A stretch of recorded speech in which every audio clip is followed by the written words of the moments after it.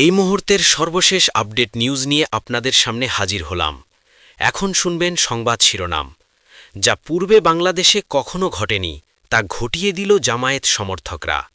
দাড়িপাল্লার স্লোগানে উত্তাল ট্রেন, ঈদের আমেজের মতো ভোট দিতে যাচ্ছে মানুষ। শেষ মুহূর্তে এসে জামায়াত বিএনপি সব প্ল্যান এক নিমিষেই শেষ করে দিল। জামায়াতের প্ল্যান শুনে হতবাক বিদেশি কূটনৈতিকরা।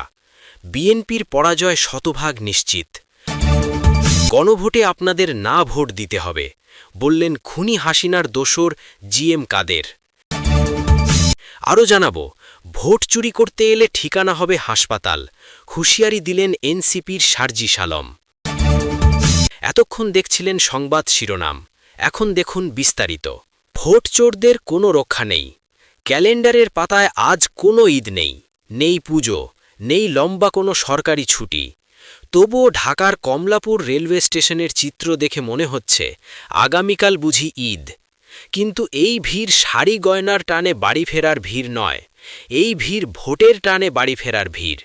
সোশ্যাল মিডিয়ায় ভাইরাল হওয়া একটি ভিডিও বাংলাদেশের রাজনীতির বহুদিনের সমীকরণকে নাড়িয়ে দিয়েছে। ট্রেনের ছাদ থেকে ভেসে আসছে একটাই স্লোগান, দাড়িপাল্লা দাড়িপাল্লা। অথচ আশ্চর্যের বিষয়, কোথাও কোনো দাড়িওয়ালা নেতা নেই, নেই মাইক, নেই বিরিয়ানি, নেই টাকার প্যাকেট। তবুও মানুষ নিজের পকেট থেকে ৫০০ থেকে ১০০০ টাকা খরচ করে জীবনের ঝুঁকি নিয়ে ট্রেনের ছাদে চড়ে গ্রামে ফিরছে শুধু একটি ভোট দেওয়ার জন্য। বিশ্লেষকদের মতে জামায়াতে ইসলামী এখন আর কেবল একটি ক্যাডার নির্ভর দল নয়, তারা রূপ নিয়েছে একটি মাস পিপলস পার্টিতে, একটি গণমানুষের দলে। রাজনীতিতে সাধারণত দুই ধরনের ভিড় দেখা যায়। একটি হলো রেন্টেড ক্রাউড, টাকা দিয়ে গাড়ি ভাড়া করে আনা জনতা। আরেকটি হলো অর্গানিক ক্রাউড, যারা নিজের তাগিদে নিজের টাকায় আসে। কমলাপুরের এই দৃশ্য স্পষ্টতই দ্বিতীয়টির দিকেই ইঙ্গিত করে। ভিডিওতে দেখা যাচ্ছে শ্রমিক, ছাত্র, ডেলিভারি রাইডার থেকে শুরু করে সাধারণ চাকরিজীবী সবার কণ্ঠে একই স্লোগান। তাদের চোখে মুখে এক অদ্ভুত দৃঢ়তা। তারা বলছে সারা বছর যারা লুটপাট করে খেয়েছে তাদের বিদায় করতেই আমরা যাচ্ছি। দীর্ঘদিন ধরে তৃণমূল পর্যায়ে সমাজসেবা, চ্যারিটি আর বিপদের সময় মানুষের পাশে দাঁড়ানোর যে কাজ জামায়াত করে এসেছে, আজ তারই রিটার্ন অন ইনভেস্টমেন্ট তারা পাচ্ছে। এই মানুষগুলো কোনো বড় নেতার ভাষণ শুনতে যাচ্ছে না, তারা যাচ্ছে তাদের বিশ্বাস, তাদের আইডিওলজিকে বিজয়ী করতে। ভিডিওর ব্যাকগ্রাউন্ডে বাজতে থাকা জামায়াতের নির্বাচনী গানটি যেন আরও বেশি প্রাসঙ্গিক হয়ে ওঠে সাধারণ মানুষের কাছে। যাও, একটুও কি তুমি টের পাও কার পাশা গেছে কার টেবিলে, খেলা যে চলছে কোন লেভেলে। সত্যিই তো, ঢাকার এসি রুমে বসে যারা পলিটিক্যাল চার্ট আঁকছেন তারা হয়তো টের পাচ্ছেন না মাঠের খেলা ইতোমধ্যেই লেভেল চেঞ্জ হয়ে গেছে। সাধারণ মানুষ যখন স্বতঃস্ফূর্তভাবে কোনো প্রতীকের স্লোগান দেয়, তখন বুঝে নিতে হবে সেই প্রতীক তাদের আস্থার জায়গায় পৌঁছে গেছে। ট্রেনের ছাদে বসে স্লোগান দেওয়া এই মানুষগুলোই আসল ওপিনিয়ন মেকার। গ্রামে পৌঁছে তারা যখন চায়ের দোকানে বসবে, তাদের এই উদ্দীপনা, এই এনার্জি ছড়িয়ে পড়বে পুরো গ্রামে। জামায়াতের বিরোধীরা হয়তো মিডিয়াতে শক্তিশালী, কিন্তু আজ জামায়াত শক্তিশালী ট্রেনের বগিতে, বাসের ছাদে আর মানুষের হৃদয়ে। ভাবুন তো, ট্রেনের ছাদে ভ্রমণ কতটা ঝুঁকিপূর্ণ, তবুও এই মানুষগুলোর চোখে কোনো ভয় নেই। তাদের কাছে এই ভোট দেওয়া শুধু একটি দায়িত্ব নয়, এটি একটি মিশন। জামায়াতের কর্মীরা মানুষকে বোঝাতে পেরেছে এই নির্বাচন শুধু ক্ষমতার পরিবর্তন নয়, এটি দেশ ও ইসলাম রক্ষার নির্বাচন। তাই মানুষ কষ্ট করে হলেও বাড়ি ফিরছে।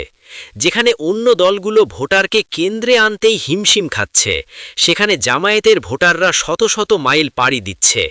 একে বলে পলিটিক্যাল প্যাশন, আর যার পক্ষে এই প্যাশন থাকে তাকে ব্যালটের যুদ্ধে হারানো প্রায় অসম্ভব। এই ভিডিও হয়তো 12ই ফেব্রুয়ারির ফলাফলের একটি ট্রেইলার মাত্র। শহর থেকে গ্রামমুখী এই স্রোত বলে দিচ্ছে গ্রামের ভোট কেন্দ্রগুলোতে এবার দাড়িপাল্লার জোয়ার নামতে যাচ্ছে। যারা ভাবত জামায়াত মানেই শুধু নেতিবাচক গল্প, কমলাপুরের এই সাধারণ যাত্রীরা সেই ধারণাকে চূর্ণ করে দিয়েছে। এরা সন্ত্রাসী নয়, এরা খেটে খাওয়া সাধারণ মানুষ যারা পরিবর্তন চায়। ট্রেনের চাকার ছন্দে ছন্দে যে স্লোগান তারা তুলছে তা হয়তো আগামী ৫ বছরের বাংলাদেশের ভাগ্য লিখে দিচ্ছে। রাজনীতিতে শেষ কথা বলে কিছু নেই, কিন্তু যখন জনতা জেগে ওঠে তখন বড় বড় দুর্গ তাসের ঘরের মতো ভেঙে পড়ে। কমলাপুরের এই দৃশ্য একটাই কথা বলছে, পাশার দান উল্টে গেছে। যারা সাধারণ মানুষের পালস বুঝতে পারেনি তারা আজ জনবিচ্ছিন্ন, আর যারা মানুষের দ্বারে দ্বারে গেছে মানুষ আজ তাদের জন্য ট্রেনের ছাদে। আগামী নির্বাচনের সমীকরণ দ্রুত বদলে যাচ্ছে। এতদিন ফেসবুক, চায়ের কাপ কিংবা দলীয় প্রচারণায় যে চিত্র দেখা যাচ্ছিল, মাঠের বাস্তবতা নাকি তার সম্পূর্ণ উল্টো।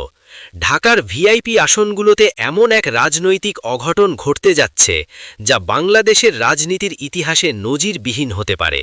সবচেয়ে বড় প্রশ্ন, তারেক রহমান কি সত্যিই নিরাপদ, নাকি নিজের ঘরের মাঠেই বড় ধরনের হোঁচট খেতে যাচ্ছেন? আজকের এই বিশ্লেষণ আপনার রাজনৈতিক চিন্তাভাবনায় বড়সড় ধাক্কা দেবে, কারণ আজ আলোচনা হবে সোচ্চার নামের একটি গোপন প্রি-ইলেকশন জরিপ নিয়ে। সোচ্চার কোনো সাধারণ সংস্থা নয়। এর আগে দেশের ৫টি বড় বিশ্ববিদ্যালয় নির্বাচনে তাদের জরিপ ফলাফল প্রায় হুবহু মিলে গেছে। তাদের ঘোষিত অ্যাকিউরেসি রেট ৯৯%। সেই সংস্থায় এবার ঢাকার ৪টি অত্যন্ত গুরুত্বপূর্ণ বা ভিআইপি আসনের জরিপ প্রকাশ করেছে। আর সেই ফলাফল প্রকাশের পর রাজনীতির আন্দরমহলে কার্যত ভূমিকম্প শুরু হয়েছে। মোট ফলাফল দেখলে আপাতদৃষ্টিতে হিসাবটা ড্র। ৪টি আসনের মধ্যে ২টিতে বিএনপি এবং ২টিতে জামায়াত বা তাদের সমর্থিত প্রার্থীরা এগিয়ে। কিন্তু আসল খেলা এখানে নয়। আসল খেলা লুকিয়ে আছে ভোটের ব্যবধান ও শতাংশের ভেতরে।